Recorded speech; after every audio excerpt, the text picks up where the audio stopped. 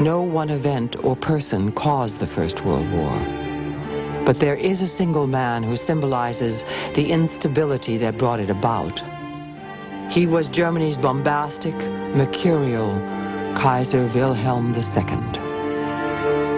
All of you know nothing. I alone know something. I alone decide.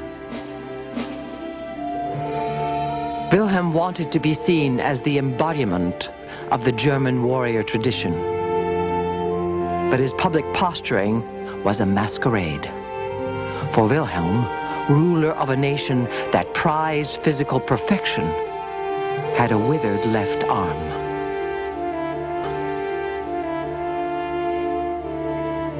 It created the need in Wilhelm to impress his army and his people with the most dashing external demeanor possible, with uniforms and medals, with the marshal's baton in his outstretched right arm.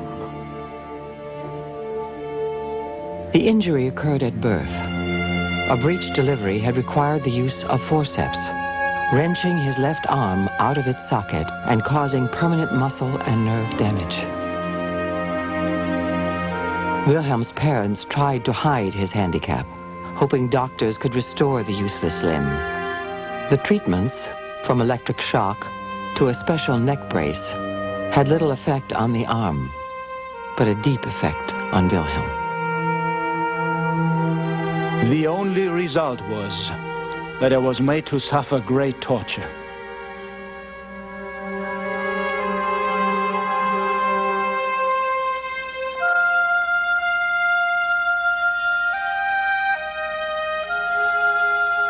What science could not do, Wilhelm's parents hoped discipline would, in the form of their son's tutor, Dr. Georg Hinspeter. When teaching Wilhelm the skills essential to a future German king, Hinspeter made no allowances for his pupil's disability.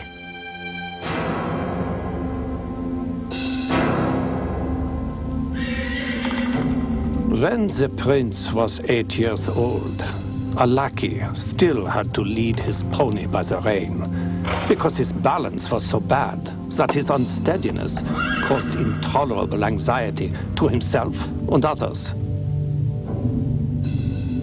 It had to be overcome, no matter what the cost.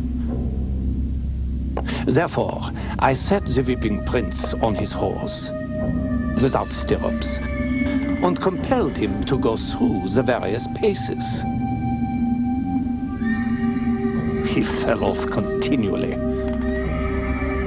Every time, despite his prayers and tears, I lifted him up and set him upon its back again.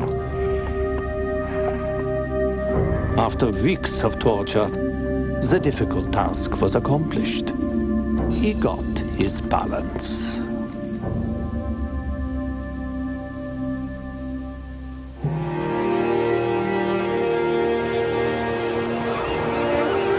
Not all of Wilhelm's childhood memories were unpleasant.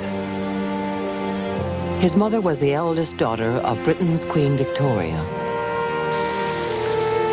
And the times he spent in England, at his grandmother's seaside estate on the Isle of Wight, were among the happiest of his life. Here he delighted in skirmishing with his British cousins in the trenches of a model fort built especially for the royal children. And here he began a lifelong obsession with the sea and the great British battleships that ruled the waves. I had a peculiar passion for the Navy. It sprang to no small extent from my English blood. When, as a little boy, I was allowed to visit Portsmouth and Plymouth, I admired the proud English ships.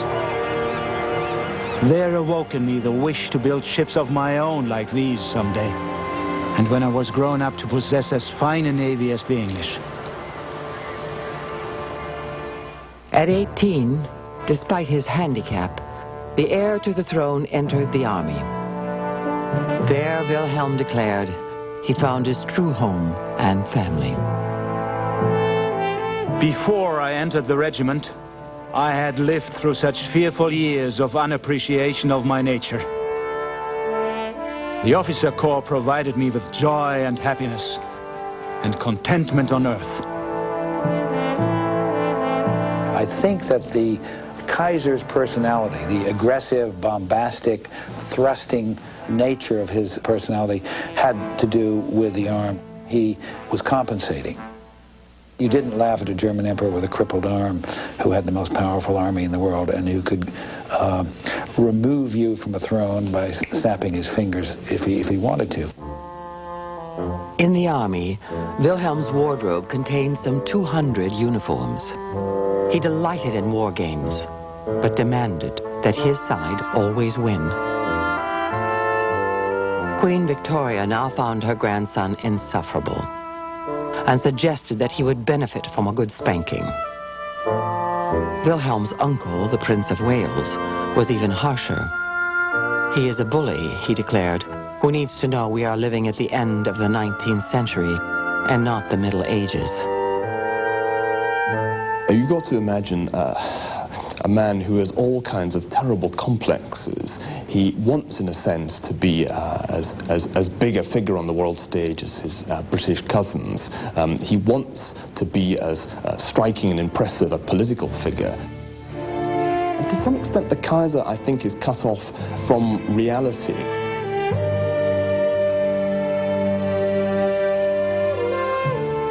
There were sound reasons for his British relatives to worry about Wilhelm. The German Empire had only come into being in 1871, following a series of wars. Since then, the German Chancellor, Otto von Bismarck, had used a system of alliances to keep Germany at peace.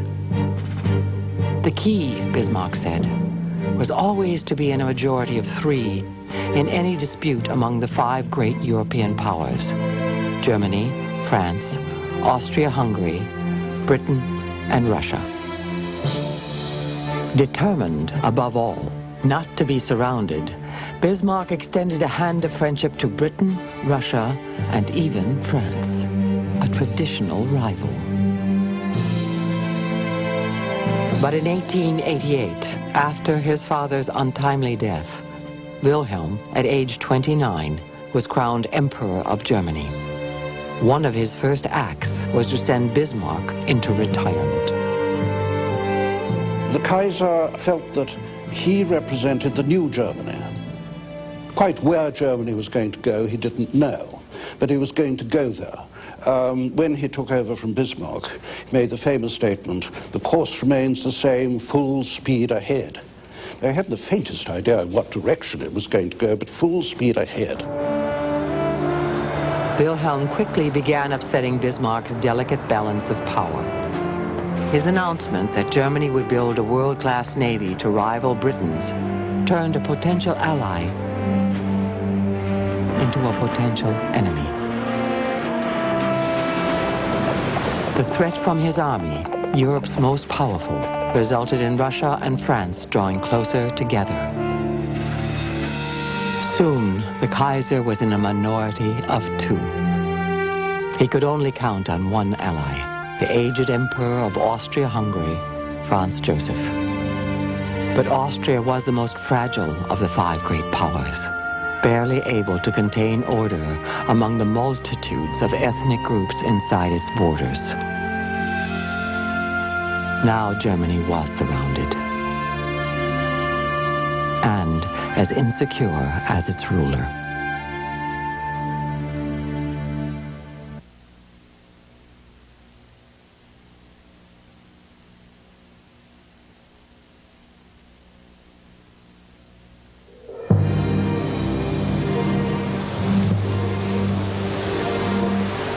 The power to build mighty ships and armies poured from the belly of a blast furnace.